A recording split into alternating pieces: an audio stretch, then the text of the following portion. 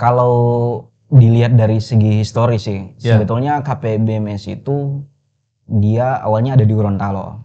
Awalnya ada di Gorontalo. Serikat Masyarakat Mahasiswa Bola Mundur Selatan itu pelajarnya terbentuk awalnya di Gorontalo dengan sebutan KPMBMS. Biasanya kan senior-senior bilangnya seperti itu. Teman-teman mahasiswa saat ini sudah kehilangan nalar kritisnya seperti itu. Tapi kami melihat kami punya corong baru, gaya baru misalnya di dunia literasi. Misalnya kami masih bisa menyampaikan kritik lewat tulisan dan lain sebagainya. Bagi saya itu masih bagian dari bentuk kritis itu, ya sebagai fungsi kontrol itu sendiri. Bagi kami ini terus terang kami kesulitan menemukan oposisi di tubuh pemerintahan Bola Mundur Selatan saat ini. Oposisi dalam tanda kutip berarti oposisi yang kritis ya? Oposisi yang harusnya itu dilakukan oleh pihak legislasi.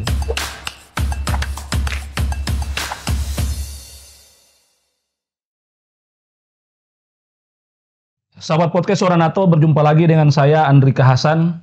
Kali ini di ruang podcast kami telah kedatangan bintang tamu, anak muda, seorang mahasiswa. Dia adalah ketua organisasi paguyuban mahasiswa KPMI BMS, Kerukunan Pelajar Mahasiswa Indonesia Bola Mundur Selatan, Cakra Wahyudi Ente.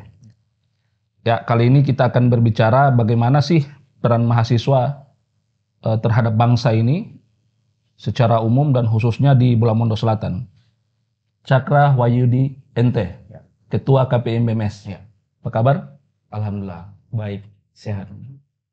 Sehat ya? Sahabat podcast Suara NATO, mahasiswa adalah garda yang paling kuat dalam menyampaikan pikiran rakyat. Jadi mahasiswa adalah garda yang paling kuat dalam menyampaikan pikiran rakyat. Saya ingin berbincang dengan Bro Cakra bagaimana situasi dan kondisi mahasiswa yang khususnya ada di Bola Mundur Selatan saat ini. Nah, tak kenal maka tak sayang maka tak cinta. Silakan diperkenalkan Bro Cakra kepada sahabat podcast Suara NATO dan kepada dunia. Baik. Perkenalkan, nama saya Cakra Wahyudi Ente. Saya basic pendidikannya sedang melanjut atau mengejar sarjana ilmu sosial atau ilmu komunikasi di UN Sultan Hamid Gorontalo. Saya mengambil jurusan komunikasi dan penyiaran Islam, dan saat ini saya sebagai ketua umum Kerukunan Pelajar Mahasiswa Indonesia Bola Mundur Selatan di Gorontalo. Alhamdulillah dipercayakan sampai dengan tahun ini. Tahun ini ya. Jurusan apa? Jurusan ilmu komunikasi dan penyiaran Islam. Jurusan ilmu komunikasi dan penyiaran Islam. Ya. Oke. Kalau bisa tahu sudah semester berapa sekarang? Alhamdulillah sekarang sudah semester 10. Wah, semester 10. Iya. So banyak itu semester 10. Cukup banyak. Ya, biasanya saya terkadang kalau guyonan dengan adik-adik mahasiswa, saya membagi mahasiswa itu ada 3. Jadi yang pertama ada mahasiswa yang dia betul-betul kuliah sampai selesai. Biasanya targetnya 4 tahun itu selesai.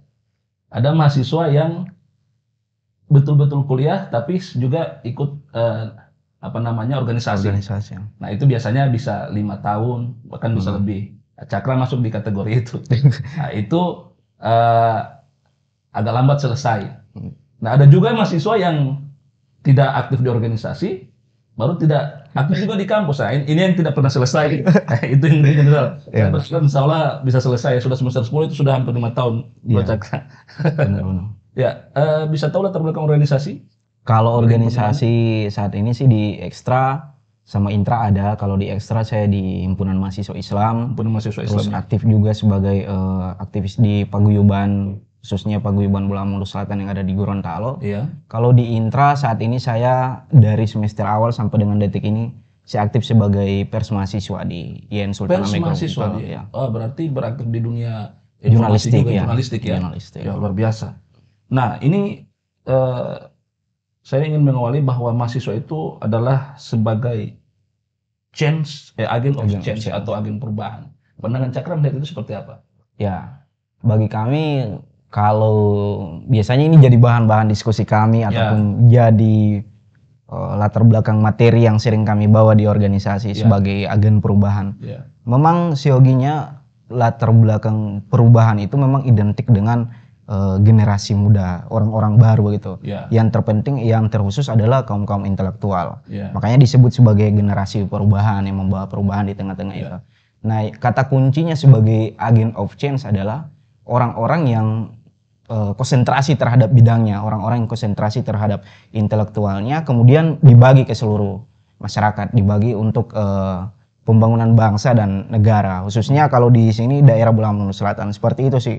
Kalau kita mendefinisikan agent of change khususnya untuk mahasiswa Bulawamundu Selatan saat ini. Jadi dia di bidang apa saja yang dia geluti itu bisa diimplementasikan. Iya, diimplementasikan untuk masyarakat Bulawamundu Selatan. Oke. Nah, kontribusi apa sebenarnya yang paling fundamental diberikan mahasiswa untuk bangsa ini ya, secara umum? Kontribusi yang paling fundamental adalah kalau yang saya pikir dengan kita memahami konsentrasi yang kita ambil di perguruan tinggi misalnya, di saya misalnya jurusan komunikasi ataupun jurusan hukum, itu bisa dikatakan kontribusi kalau benar-benar kita mempelajari itu dan kita mengimplementasikan itu kepada bidangnya masing-masing, di pemerintahan, di tengah-tengah masyarakat, di swasta. Kalau disitulah value atau nilai dari pendidikan itu sendiri dapat bermanfaat untuk orang banyak seperti itu sih. Kalau dalam konteks Bulawamundu Selatan? Kalau dalam konteks Bulawamundu Selatan yang pastinya bermanfaat untuk seluruh masyarakat, seluruh elemen masyarakat di Bulawamundu Selatan. Entah itu mau bergabung di birokrasi, mau jadi politisi, mau menjadi orang-orang yang relawan di tengah-tengah masyarakat sipil juga itu termasuk kontribusi. Tergantung nilainya apakah ini bermanfaat untuk seluruh masyarakat atau tidak. Intinya bermanfaat untuk orang banyak. Bermanfaat untuk orang banyak seperti itu. Nah ini Cakra juga putra daerah ya? Ya.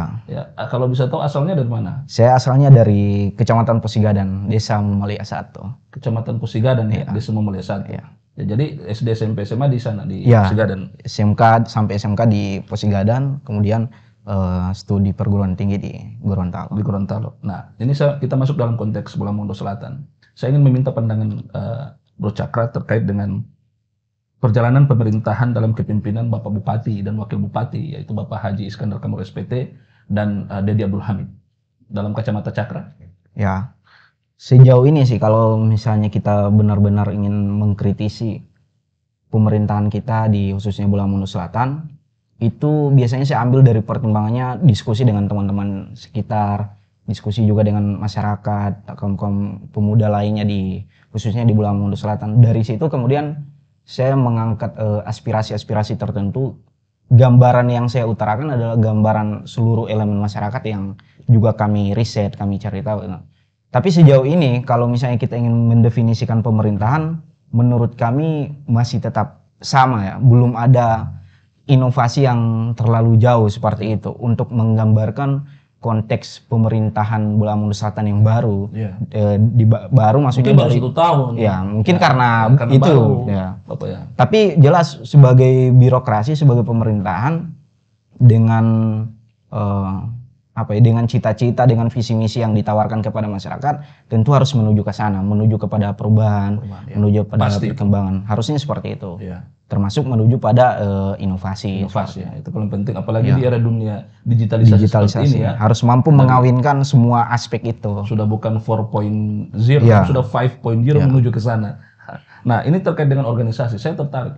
KPMI BMS, Kerukunan Pelajar Mahasiswa Indonesia Bulawamundu Selatan. Kebetulan kemarin kalau tidak salah Pak Bupati yang lantik langsung ya? Iya, di Gorontalo. Di Gorontalo. Oke. Itu periode 2021 ke 2022 sampai saat ini. Nah, ini yang menarik.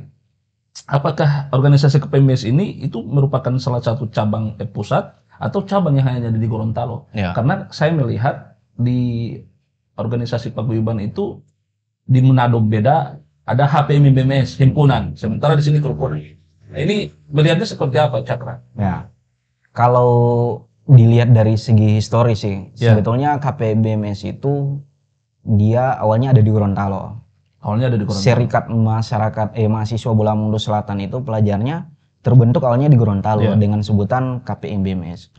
Nilai dasarnya pun sebetulnya berbeda. Kalau misalnya dibandingkan dengan paguyuban-paguyuban lain, sebetulnya KPBMS itu dibuat, ini menurut histori ya, dibuat untuk mendongkrak kemerdekaan atau wilayah otonom Bola Mongondo Selatan saat itu. Dia lahir sebelum ada pemerintahan, ya, mendorong pemekaran itu. Sebetulnya dari segi historis dan nilai dasarnya seperti itu dibentuknya. Berarti di senior-senior kita ini itu ya, seperti itu ya. Di KPBMS dulu corongnya seperti itu untuk menuju pemekaran, mendongkrak itu. Kemudian makin ke sini di Kota Mubagu sama Manado akhirnya terbentuk. Ya.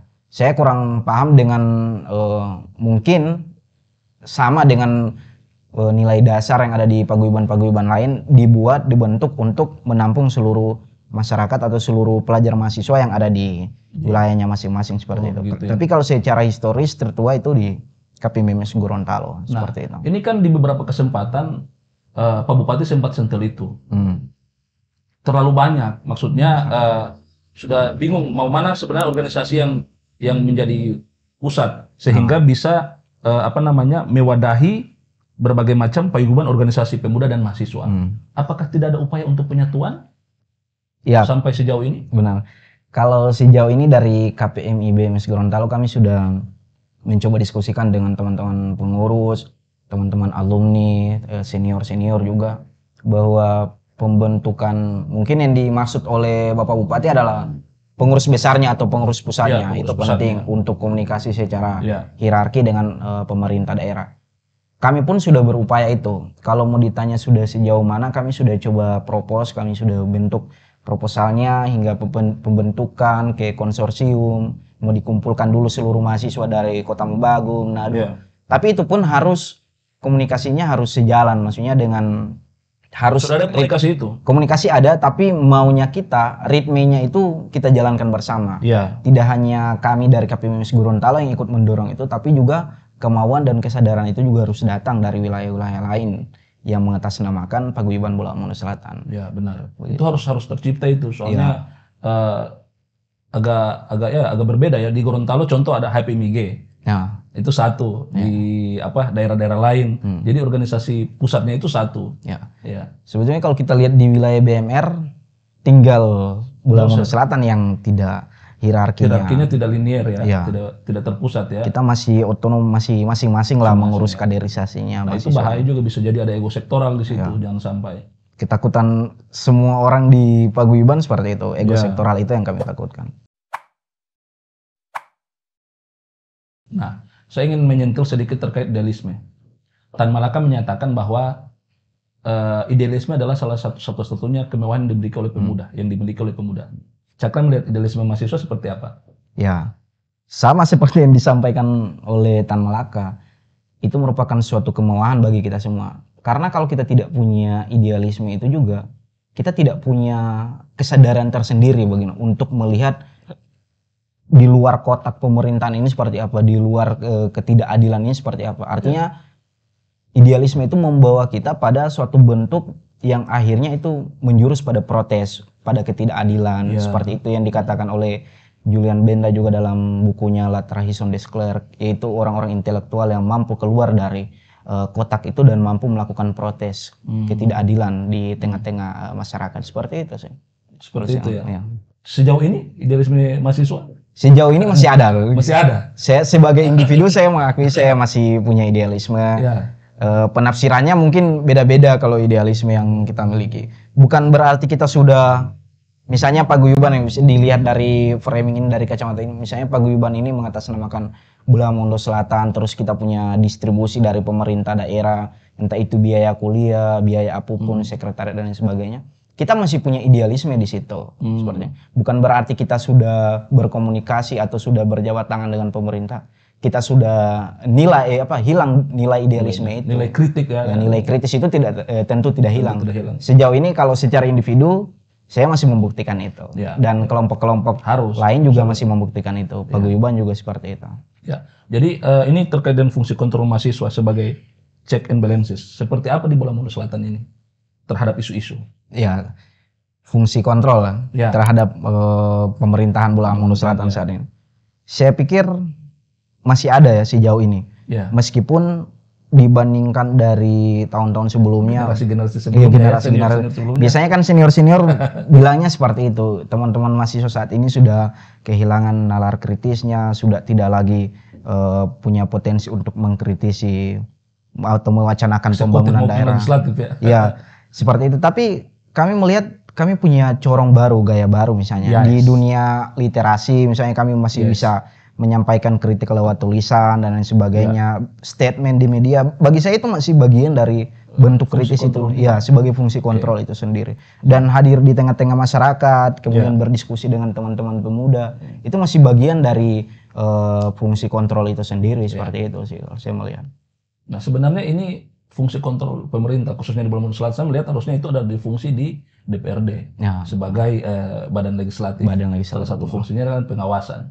Nah, mahasiswa juga identik dengan dalam tanda kutip parlemen jalanan, walaupun sama-sama parlemen. Nah, sejauh ini parlemen jalanan yang ada mungkin di masa kepemimpinan Cakra selama menjadi mahasiswa, seperti apa? Aksi itu kan sebuah keniscayaan terhadap isu yang ada. Benar. Kalau sejauh ini aksi, kami mengakui secara eksistensial.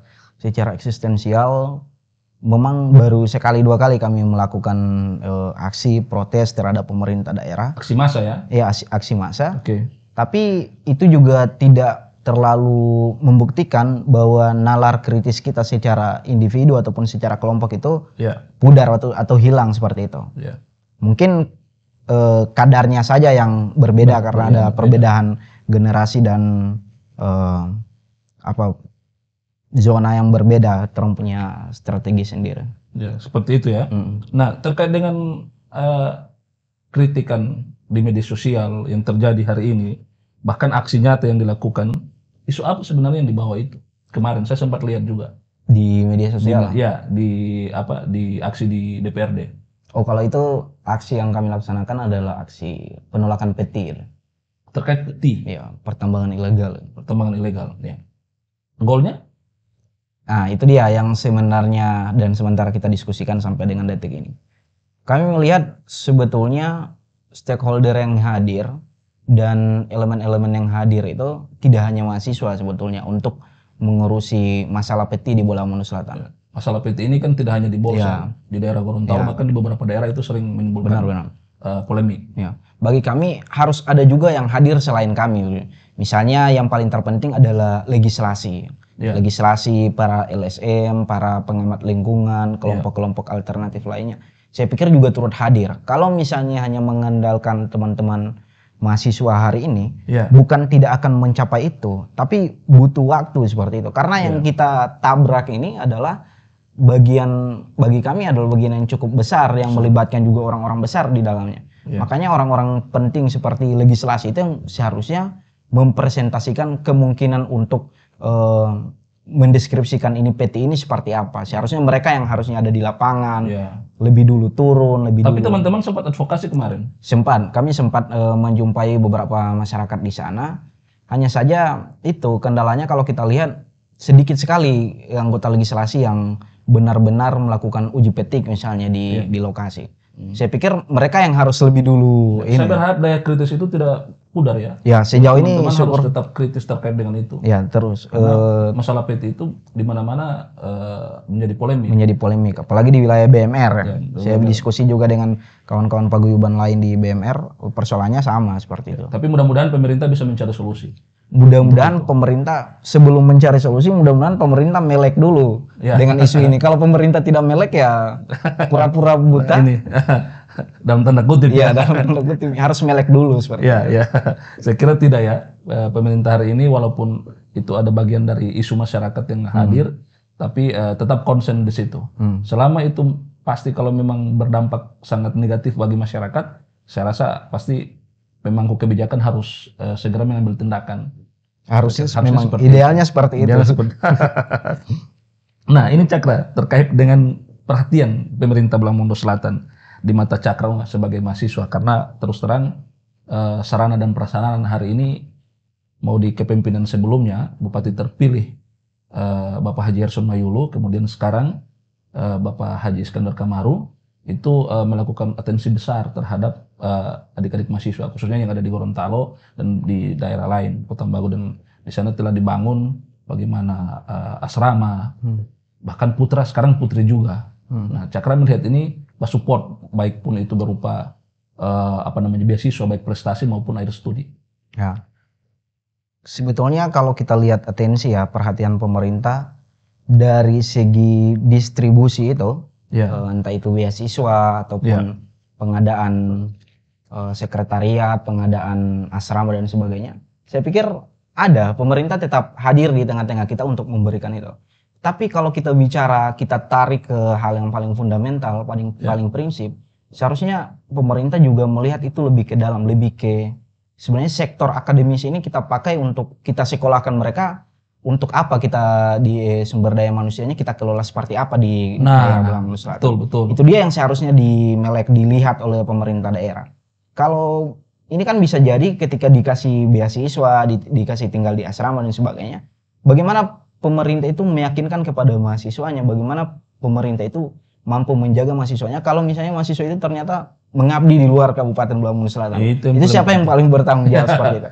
Nah, bagi kami kalau ingin melihat, yang paling penting. Ya, kalau ingin atensi benar-benar terhadap dunia pendidikan yang ada di Belamulu Selatan, paling tidak kalau saya diskusi dengan beberapa akademisi juga dengan beberapa teman, yang paling penting di Belamulu Selatan itu adalah menyediakan sarana pendidikan itu sendiri. Misalnya perguruan tinggi. Nah, ini penting sekali untuk mengadakan perguruan tinggi. Itu bakalan. Nah, Bapak Bupati sudah menyampaikan itu. Dan kemarin saya podcast Ibu Dinas Pendidikan juga akan menuju ke sana. Ya. Karena itu sudah dimulai dengan MOU. Ya.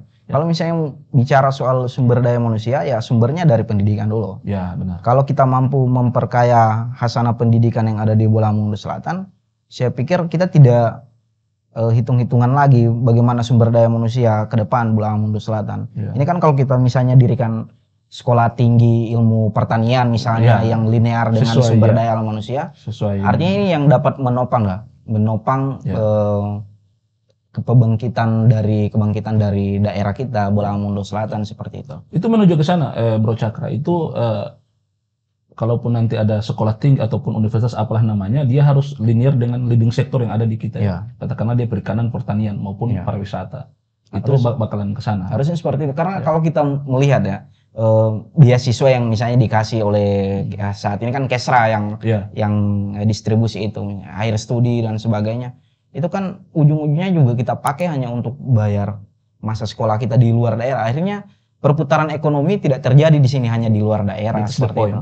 Betul sekali. Adanya perguruan tinggi juga ada perputaran ekonomi di situ. Apalagi kalau misalnya yang kuliah di situ diprioritaskan untuk menjadi anak-anak bangsa, anak-anak daerah yang kompeten pada bidangnya seperti itu, ditempatkan di sektor-sektor yang paling krusial di pemerintahan. Yang disampaikan Cakra juga benar, cuman ini kan ada efek domino. Beasiswa maksud dari pemerintah itu memudahkan juga, harapannya juga bisa mengabdi di daerah, tapi pemerintah juga harusnya itu mungkin menyiapkan peluang atau bisa dikatakan ciptaan lapangan kerja dan seterusnya. Cuman ya kita daerah baru seumur jagung 13 tahun ke depan bisa untuk berkarya dan mengabdi di daerah sendiri. Saya melihat juga banyak juga yang akhirnya setelah selesai studi kerja di luar. Mau tidak ada pilihan, mau balik ke kampung mau apa? Kalau bukan ikut Pak Jeko pasti ke kebun. Lapangan pekerjaan juga terbatas. Tapi ini menjadi perhatian pemerintah juga. Ya insya Allah ke depan bisa lebih baik lagi. Mungkin ke depannya. Saya pikir sebagai pemangku kebijakan, apalagi pemerintah daerah saat ini, jangan terjebak dengan bahasa bahwa kita adalah wilayah yang baru, daerah yang baru dan sebagainya. Karena kita tentu punya peluang besar untuk membangun seperti itu. Kita jangan terperangkap dari hal-hal seperti itu. Benar. Terus saja berinovasi seperti itu. Saya pikir ini akan sejalan dengan wilayah-wilayah lain juga, mampu mengejar wilayah-wilayah lain yang sudah lebih awal otonom begitu, sudah lebih awal merdeka. Tapi realitanya sekarang kan kita lihat seperti itu. Mau tidak mau, ini sudah hampir 13 tahun dan banyak. Saya termasuk terus terang saja putra daerah, tapi walaupun di Gorontalo saya coba untuk bagaimana kasih kontribusi. Saya dalam kata istilahnya ya tambah-tambah urusan lah. Bagaimana ya coba kita berbuat untuk daerah ini. Gitu. Jadi saya sering tanamkan kepada adik-adik mahasiswa kalau sedang di tempat ngopi di mana, ayo kali potensi, apa yang bisa kita mengkritisi dari dalam itu susah juga, dari apalagi kita mengkritisi dari luar. Teman-teman kan hari ini mengkritisnya dari luar. Itu di dalam lebih sulit lagi, terus terang sulit lagi. Mungkin Cakra di depannya kalau sudah selesai bisa mungkin bisa menjadi mitra pemerintah, pasti bisa lihat bagaimana. Karena membangun Bola Mongondo Selatan ini bukan hanya tugas pemerintah, kabupaten, wakil bupati serta perangkatnya. Harus ada sirkulasi generasi itu. Semua stakeholder, semua anak negeri, semua mahasiswa, masyarakat, elemen LSM, semua. Jadi saya pikir itu memang menjadi tanggung jawab kita bersama. Ya. Tapi kami coba mengambil bagian kecil dari itu. Betul. Ya. Nah, ini saya menarik tadi terkait peti kembali. Solusi yang ditawarkan apa kemarin hasil pertemuannya dari mahasiswa? Kalau kami menginginkan dengan pihak legislasi itu untuk menghadirkan seluruh pihak yang berkaitan dengan itu. Entah itu penambangnya, investornya, begitu. Kemudian ada masyarakat sipilnya, pemerintah daerah yang hari ini sebagai pemangku kebijakan, serta kami teman-teman mahasiswa yang tindak lanjutnya sampai hari ini? Tindak lanjutnya sampai dari ini itu dia yang kami sayangkan, belum ada sejauh ini komunikasi dengan legislasi, akhirnya kami terputus. Kami tidak tahu apa yang terlalu menyibukkan pihak legislasi, yang terlalu menyibukkan diri ke hal yang lain, atau memang tidak melek dengan isu-isu yang seperti ini. Ya, mudah-mudahan tidak ya. Saya pikir teman-teman legislasi juga, DPRD kita tetap kritis melihat seperti isu yang ada di masyarakat ini. Ya, karena kalau misalnya jadi bahan pertimbangan kami itu di daerah ini tidak apa-apa ya kalau misalnya kita bicara agak. Nggak apa-apa. Ini masukan juga buat pemerintah, baik itu eksekutif maupun legislatif. Bagi kami ini terus terang kami kesulitan menemukan oposisi di tubuh pemerintahan Bola Mongondo Selatan saat ini. Oposisi dalam tanda kutip berarti oposisi yang kritis ya? Oposisi yang harusnya itu dilakukan oleh pihak legislasi. Kami kesulitan melihat itu.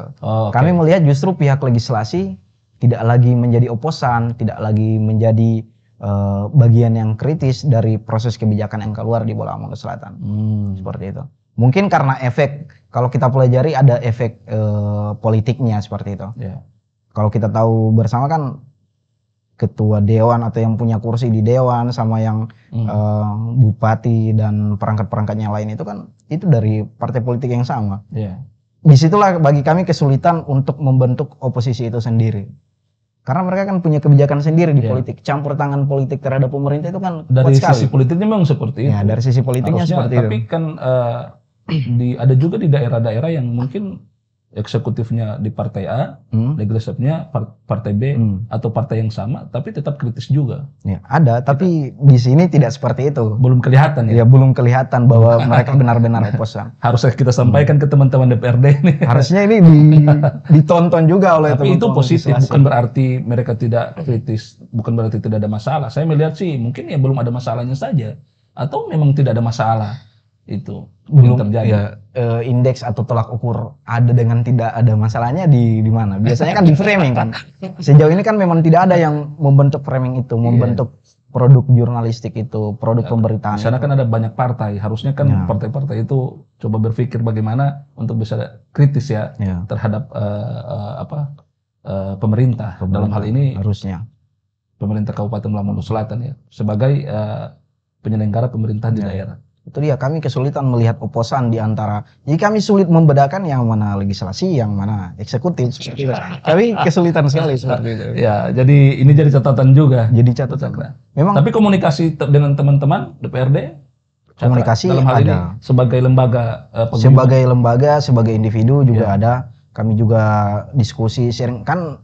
Beberapa dari anggota legislasi itu juga alumni kan. Alumni juga, alumni dari aktivis-aktivis senior ya. Mantan aktivis bahkan, mantan parlemen jalanan. Nah, mereka juga sebetulnya tahu itu. Tapi mungkin ada ikatan faktor lain, X. Faktor X, faktor politik. Nah, itu kita tidak masuk lebih jauh ya. Tapi itu menjadi catatan lah. Kita berharap ya daya kritis DPRD itu salah satu dari 3 fungsi. Mereka itu budgeting, kemudian legislasi dan fungsi kontrol pengawasan itu tetap pengawasannya tetap harus jalan. Pemerintah ini harus dikawal. Kalau bukan legislasi, siapa lagi akan mengawal pemerintahan ini? Benar-benar.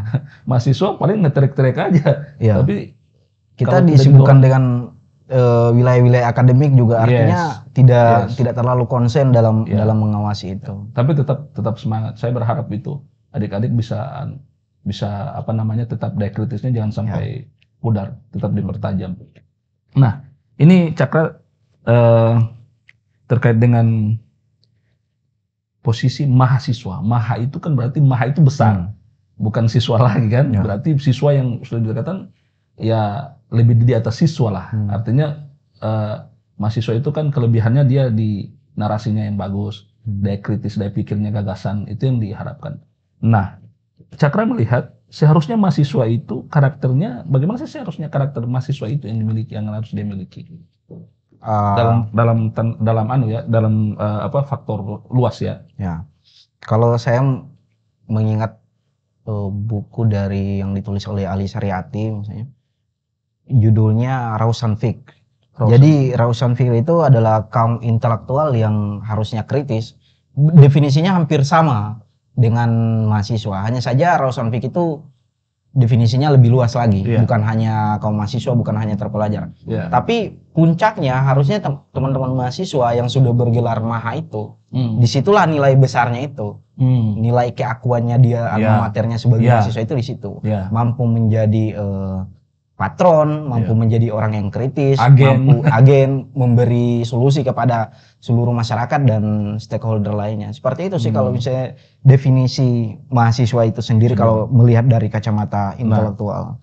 Nah, ini untuk adik-adik kita mungkin yang masih dalam bangku SMA. Nah, ini mungkin Cakra bisa kasih tips. Cakra ini termasuk mahasiswa semester 10 itu udah lama itu. Harusnya udah wisuda itu. Nah, tips apa hal-hal yang perlu disiapkan untuk menjadi seorang mahasiswa, katakan mahasiswa baru ini, yang Cakra bisa berbagi? Ya, secara teknis sih sebetulnya tidak ada yang terlalu dipersiapkan. Karena memang intinya yang ingin menjadi mahasiswa itu, yang bisa menjadi mahasiswa adalah orang-orang yang sudah lulus di strata SMK, SMA dan sebagainya.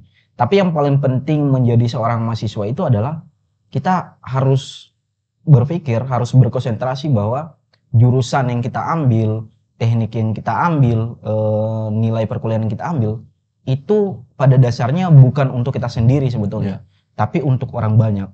Paling tidak menjadi mahasiswa itu kita mampu berfilosofi, mampu mempertanyakan keberadaan diri kita. Benar. Bahwa jati diri ya. Ya jati diri kita. Disitulah kita dibentuk jati dirinya. Sebenarnya kita ini diciptakan untuk siapa sih? Misalnya kalau sudah berfilsafat kan seperti itu. Sebetulnya kita diciptakan di tengah-tengah masyarakat, ada di keluarga, ada di keluarga, ada di pemerintahan, ada di tengah-tengah kelompok lain. Ini seperti apa? Saya ini seharusnya menjadi apa seperti itu. Nah, yang terpenting menjadi mahasiswa itu adalah sebaik-baik kaum terpelajar lah, seperti yang saya sampaikan tadi, sebagai intelektual yang mampu menjadi patron untuk orang banyak seperti itu. Betul. Nah, Cakra tadi katanya jurusannya jurnalis ya? Ya, komunikasi penyiaran. Ya. Nah, itu termasuk hebat itu. Tentu kritis saja, tidak hanya secara verbal, secara tulisan pun itu diperlukan sebagai seorang mahasiswa yang fokus di jurusan itu. Nah, saya ingin meminta pendapat Cakra. Kita ini kan di Borsel ya, di media sosial ya, katakanlah di grup ada namanya SMB, Suara Masyarakat Borsel. Berita hoaks begitu banyak yang harusnya itu masih bisa tabayun dan seterusnya. Nah, Cakra melihat ini bagaimana? Ya. Apalagi di situ banyak ya akun-akun yang dalam tanda kutip yang tidak bisa dipertanggungjawabkan. Nah, ini menjadi fenomena. Ada isu mungkin mengkritik pemerintah ataupun ada isu-isu lain yang di daerah. Nah, ini pendapat Cakra seperti apa? Saya sedikit banyaknya juga pernah melihat dan memantau itu SMB misalnya, kalau misalnya di platform di Facebook.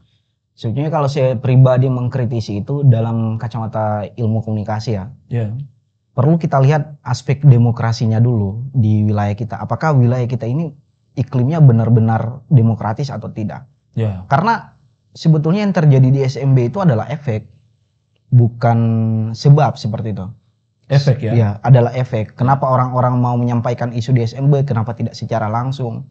Itu sebetulnya bagi saya pribadi yang perlu saya kritisi adalah ketika orang-orang sudah membentuk identitas ganda, akun palsu misalnya, identitas ganda dan menyampaikan isu penting ini kepada platform yang luas, yang mampu dibaca oleh masyarakat di luar Bola Mulu Selatan, saya pikir ada yang perlu dikritisi dalam alam demokrasi kita di wilayah Bola Mulu Selatan. Mungkin ada ketakutan tersendiri, misalnya bisa jadi isunya benar, tapi karena itu dibawa oleh akun fake, akun palsu, artinya kebenaran itu menjadi bias seperti itu. Tapi sebetulnya kalau kalau dia punya masyarakat kita atau iklim demokrasi kita menyediakan platform yang cocok untuk menyampaikan aspirasi itu, saya pikir seluruh isu-isu yang berputar di daerah ini kita mampu atasi seperti itu, mampu kita bicarakan sebenarnya. Kita ada, Diskominfo ada, itu ada namanya portal Bolsel.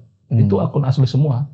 Adminnya kebetulan ya sahabat saya, dia membuat itu, jadi bisa coba masuk situ. Silakan mengkritisi. Tapi selama tidak itu konstruktif dan destruktif dan bisa mencari solutif juga, nah itu bisa berdiskusi kita di situ. Namanya portal Bolsel. Tapi isu-isu yang ada di SMB tidak ada di situ. Tidak ada karena kebanyakan akun fake yang ada di SMB. Kalau di situ akun asli semua. Dia harus daftar izin admin seperti di Gorontalo. Katakanlah teman juga itu ada portal Gorontalo dan banyak. Saya melihat itu sebenarnya bagus, cuman kan kalau akun fake, benar kata Cakra tadi, bisa saja benar, bisa saja samar-samar, atau bisa saja kebenaran itu, cuman mungkin ada ketakutan. Ya, itu juga yang perlu kita kaji. Kalau masyarakat kita sudah takut untuk mengkritik, sudah takut untuk menyampaikan kebenaran, apalagi disampaikannya dalam identitas yang bukan nama aslinya. Saya pikir ada juga yang perlu dikritisi, ketakutan-ketakutan mereka lah yang sebetulnya harus kita gali. Kita bukan pengen tahu juga, Sebenarnya mereka takut karena apa? Apalagi kalau misalnya pejabat daerah misalnya menyampaikan itu kan kesulitannya kita tahu bersama kebijakan yang ada dan sebagainya. Benar. Nah, ini harapannya apa sih, Mas Cakra, terhadap pemerintah Bola Mongondo Selatan khususnya? Saya pikir pemerintah Bola Mongondo Selatan harus terus memperhatikan yang terpenting adalah sumber daya manusia kita. Karena SDM. Ya, kita lihat juga indeks dari rata-rata mahasiswa daerah yang berpotensi untuk bergabung di lingkungan pemerintahan Bola Mongondo Selatan itu sedikit banyaknya juga ada campur tangan dari wilayah lain, dari anak-anak daerah yang lain. Saya pikir pemerintah Bola Mongondo Selatan benar-benar harus memperhatikan aspek-aspek yang mendukung sumber daya manusia. Dan itu kalau misalnya kita mau mulai dari sekarang, salah satunya dengan mendirikan perguruan tinggi dan lain sebagainya, memang efeknya tidak bisa dirasakan sekarang, tapi dirasakan nanti. Dirasakan nanti oleh kami, oleh generasi yang lebih baru lagi, dan mereka akhirnya yang akan melihat dan melek terhadap apa yang terjadi di daerah saat ini. Saya pikir mereka yang lebih berpotensi. Seperti itu sih. Saya rasa harapan itu sejalan dengan visi misi dari Bapak Bupati Haji Iskandar Kamar SPT dan Bapak Dede Abdul Hamid. Jadi di visi misi beliau itu diwejantahkan dalam 11 program prioritas. Itu poin pertama adalah peningkatan mutu kualitas pendidikan. Saya rasa sejalan harapan Cakra itu. Mudah-mudahan ya Pak Bupati tetap konsisten, tetap konsen di situ, dan Pak Wakil Bupati sehingga betul-betul SDM kita bisa meningkat di kemudian hari. Itu harapannya. Kalau bicara visi misi kan semua visi misi tentu menuju ke sana. Tapi itu poin pertama. Di program prioritas itu salah satu poin pertama ditekankan di situ. Yang menjadi pertanyaan, apakah visi misi dari Bapak Bupati sama Wakil Bupati ini benar-benar dijawantahkan oleh seluruh aspek OPD atau tidak? Itu dia kan yang perlu dipertanyakan. Itu kita menunggu, kan baru setahun. Nanti kita lihatlah bagaimana perkembangannya ke depan. Ya, sampai 2024 selesai. Itu juga harus. Saya rasa pemerintah juga bekerja keras hari ini. Mas Cakra, saya melihat Pak Bupati, Wakil Bupati dan perangkatnya itu benar-benar bekerja keras. Memang harus itu jadi janji beliau kan. Itu janji, namanya janji harus ditepati. Saya pikir harus terintegrasi seluruh komponen yang ada di OPD yang ada di Bola Mongondo Selatan. Harus merasa berkompetitif lah dengan dinas-dinas yang lain. Kalau misalnya tidak ada kesadaran itu, tidak ada inovasi, tidak merasa berkompetitif, ya biasa-biasa saja. Mempertahankan status quo seperti itu. Mempertahankan program-program yang lama seperti itu. Benar. Nah, closing statement dari perbincangan kita ini, Mas Cakra. Ya. Bagi saya menjadi mahasiswa, apalagi menjadi kaum intelektual seperti ini, harus menjadi orang-orang yang benar-benar bermanfaat untuk orang banyak dan mampu hadir memberikan solusi kepada seluruh masyarakat, terutama teman-teman mahasiswa yang dinobatkan sebagai penyambung lidah rakyat seperti itu.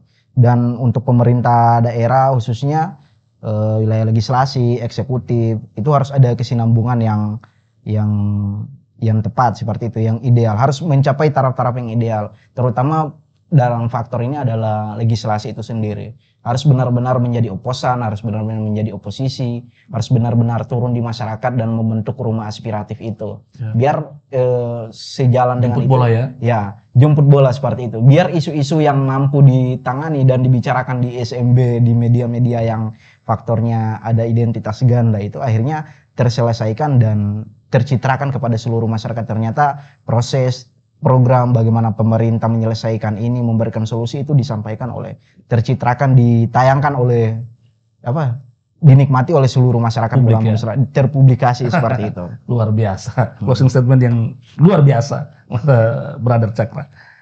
Nah, mahasiswa terbaik adalah mahasiswa yang dapat membawa energi positif terhadap orang di sekitarnya. Ya. Sahabat Podcast Suara NATO, itulah tadi perbincangan saya dengan Ketua KPM BMS, Kerukunan Pelajar Mahasiswa Indonesia Bulamondo Selatan, Cakra Wahyudi NT. Saya Andrika Hasan undur diri bersama Cakra. Assalamualaikum warahmatullahi wabarakatuh. Salam sehat. Salam.